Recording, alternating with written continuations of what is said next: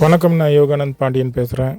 மதுரை உயர்நீதிமன்றத்தில் முஸ்லிம் காவலர் ஒருவர் கொடுத்த வழக்கின் அடிப்படையில் முஸ்லிம் மதத்தை சேர்ந்த காவலர் காவல்துறையில் பணிபுரியும் போது கூட தாடி வைத்துக் கொள்ளலாம் என்கிற உத்தரவை அந்த மதுரை உயர்நீதிமன்றம் கொடுத்திருக்கிறது. வழக்கமாக காவல்துறையில் பணிபுரிகிற ஒரு நபர் காவல்துறைக்கு எதிராக எந்த கேஸும் கொடுக்க முயற்சி பண்ணாலும் உடனே அவரை வேலையை விட்டு நிப்பாட்டிடுவாங்க. காவல்துறை உயர் அதிகாரிகள் என்ன நினைக்கிறாங்களோ அதுதான் நடக்கும். திமுகவுடைய அரசின் கட்டுப்பாட்டில் இருக்கக்கூடிய காவல்துறை உயர் அதிகாரிகள் திட்டமிட்டு இந்த கோர்ட் வழக்கிற்கு அனுமதித்து, ஏன்னா ஒரு காவல் உயர் அதிகாரி நினைச்சிருந்தா உடனே பதவி விட்டு அந்த கோர்ட்டு கேஸுன்னு போகக்கூடிய அந்த காவல் பணியில் இருக்கக்கூடிய நபரை வேலையை விட்டு நிறுத்த முடியும். மேலும் அந்த தீர்ப்பு வழங்கிய நீதிபதி என்ன மனநிலையில் இருந்தாருன்னு தெரியல. இப்போ இந்த மாதிரி ஒரு தீர்ப்பு கொடுத்தா நாளைக்கு ஒரு லேடி போலீஸ் இருக்காங்க, அவங்க பர்தா போடலாம் அப்படின்னு சொல்ல வந்தால் நிலைமை என்ன ஆகும்? லேடி போலீஸ் முஸ்லீம் அவங்க பர்தா போடுறது அவங்க மத அடிப்படை உரிமை அப்படின்ற ரீதியில் பேச ஆரம்பித்தா இது பிரச்சனை பெருசாக போகுமா இல்லையா? எப்படி ஒரு பர்தாவில் இருக்கக்கூடிய நபரை ஒரு காவல் அதிகாரி தானா, இந்த காவல் அதிகாரி அந்த குறிப்பிட்ட நபர் தானாங்கிறது எப்படி முகத்தை கூட பார்க்க அனுமதி இல்லை. அவர் தான் இருக்காரா, அவர் பேரில் வேறு யாராவது வந்திருக்காரா? ஒரு தீவிரவாதியே காவல்துறை அடியை வச்சுக்கிட்டு நாச வேலைகளை ஈடுபடலாம்.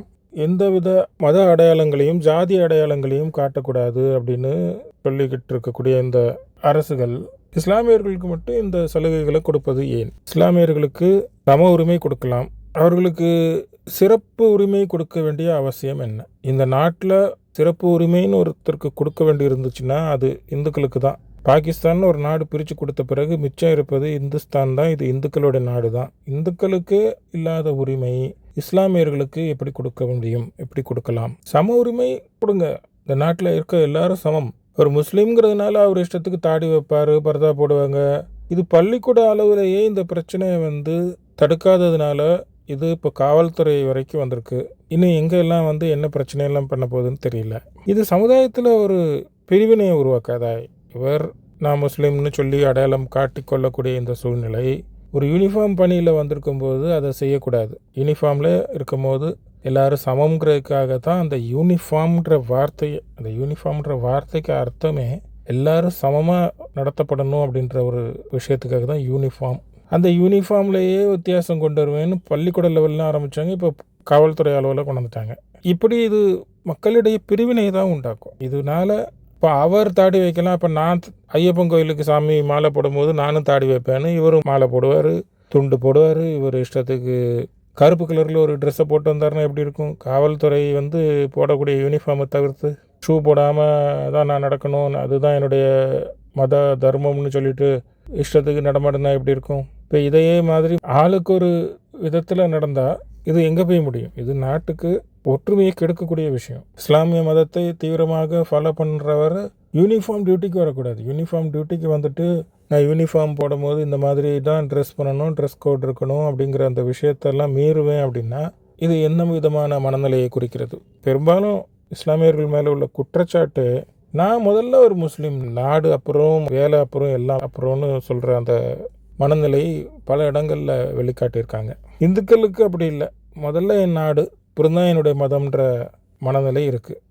இவங்க முதல்ல என்னுடைய மதம் தான் சொல்கிறதுலையே ஒரு உள்ளர்த்தம் இருக்குது. இந்த நாடு இஸ்லாமிய மதமாக்கணுன்ற அந்த முயற்சிகள், இந்த விஷயங்களுக்காக தான் இந்த மாதிரியெல்லாம் பேசுகிறாங்க. இந்தியாவையும் முஸ்லீம் மயமாக்குவோம், இந்தியாவையும் இஸ்லாமிய நாடாக மாற்றுவோம். பாகிஸ்தானில் இந்துக்கள் பகிரங்கமாக கொலை பண்ணுறாங்க, ரேப் செய்யப்படுறாங்க. இதெல்லாம் ஊடகங்களில் ஒரு சில நபர்கள் ட்விட்டர் அக்கௌண்ட்டில் வச்சு அந்த செய்திகளை வெளியிட்டுக்கிட்டு இருக்காங்க. அங்கே இந்த மாதிரி அநியாயங்கள் நடந்துகிட்டு இருக்குன்றத இன்றைய ஊடகங்கள் இதை ஒரு பிரச்சனையாகவே பேசுவதில்லை, இது ஒரு பிரச்சனையாகவே சொல்வதில்லை. இது எங்கே போய் முடியும், என்ன பிரச்சனையில் போய் முடிய போகுதுன்றது போக போக தான் மக்களுக்கு தெரிய வரும். திமுக இஸ்லாமியர்களுக்கு ஆதரவாக செயல்படுகிறது. மோடி அவர்கள் உடனடியாக யூனிஃபார்ம் சிவில் கோட் கொண்டு வரணும், எல்லாரும் சட்டத்துக்கு உட்பட்டு நடக்கணும், எல்லாருக்கும் ஒரே மாதிரியான சட்டம், ஒரு முஸ்லீம் அப்படிங்கிறதுக்காண்டி ஒரு தனி விதமான சட்டம். நம்ம யூனிஃபார்ம் சிவில் கோடுன்னு கேட்குறதே இந்துக்களுக்கு கொடுக்கப்படாத உரிமை, சிறப்பு அந்தஸ்து எல்லாம் மற்ற மதங்களுக்கு கொடுக்கப்படுது. இப்போ இது இந்துக்கள் நாடு, இங்கே இந்துவாக தான் இருக்கணும், இந்த விதமாக தான் நடமாடணும்னு நம்ம சொல்ல வரல. எல்லாரும் ஒரே மாதிரி நடத்துங்கன்னு சொல்கிறதுக்காக தான் இந்த யூனிஃபார்ம் சிவில் கோட். இத்தனை காலமாக நம்ம ஊர்லேயே நம்மளையே ஏமாற்றிட்டு ஒரு சிறுபான்மையினர் பள்ளி ஆரம்பிக்கணும்னா சட்டங்கள் அவங்களுக்கு சாதகமாக இருக்குது, இந்துக்களுக்கு சட்டங்கள் கடுமையாக இருக்குது. இப்போ நீங்களே சென்னையில் பார்த்தீங்கன்னா இருக்கிற கல்லூரிகளில் பெரும்பாலானவை சிறுபான்மை சமூகத்தை சேர்ந்தது.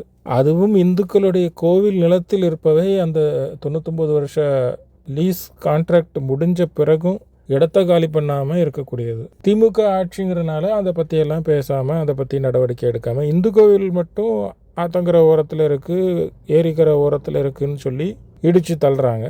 இதுவே ஒரு இஸ்லாமியருடைய இடம் நடு ரோட்டில் இருந்தாலும் மெட்ரோ போடும்போது பல இடங்களில் நீங்கள் பார்க்கலாம், இஸ்லாமியருடைய வழிபாட்டு தலத்தை விட்டு ஒதுக்கி தான் நம்மளுடைய மெட்ரோ போடப்படுது. எல்லாரும் சமமாக நடத்தப்பட வேண்டும் என்பது தான் நம்மளுடைய வேண்டுகோள். இது பிற்காலத்தில் பிரிவினையை கண்டிப்பாக ஏற்படுத்தும். ஒரு முஸ்லீம் போலீஸ் பெரிய தாடியோடு போய் ஒரு சம்பவ இடத்துக்கு நிற்கிறாரு, அது ஒரு ரிலீஜியஸ் பிரச்சனை அப்படிங்கும்போது இவரால் எப்படி பாரபட்சம் இல்லாமல் நடத்த முடியும்?